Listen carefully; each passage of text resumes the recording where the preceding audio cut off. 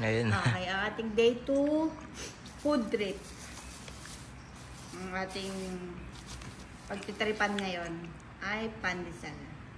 Malunggay pandesal.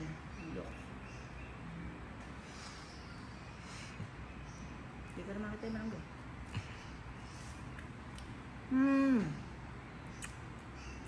Okay lang. Nothing special. Masarap kung may kape. O butter. Okay, ano yan? Nilagay mo? Butter. Islang tayo, butter. O, tikman natin na with butter. Ano? Lasa? Mas lasa yung butter. Mas lasa yung butter. Ano na yan, pandesal na yan. Shout out sa gumawa ng pandesal na to. Sakto lang. Ayan, kanina plain. Ngayon, tatry natin siya ng may butter. Kailangan lang tayo butter.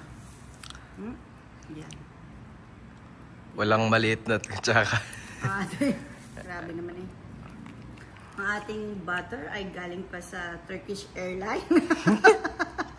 Kasi hindi ko siya nakain, so dinala ko siya. Bakit? Ako lang ba gumagawa niyan? Hindi ah. Basta libre. Nga, hindi ko dinala yung kumot tsaka unan. Basta libre. Tama. Matabang yung butter.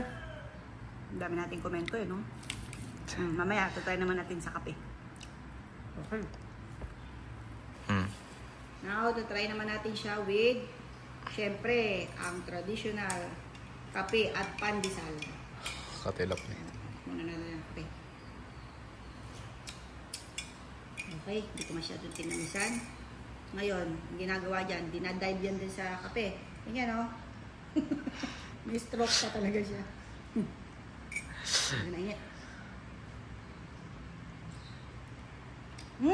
Yun. Doon pa lang sumarap. Yun pa lang the best na partner talaga ng pandesal. Kape. Yun. 100. Score natin 100. Okay, so alright.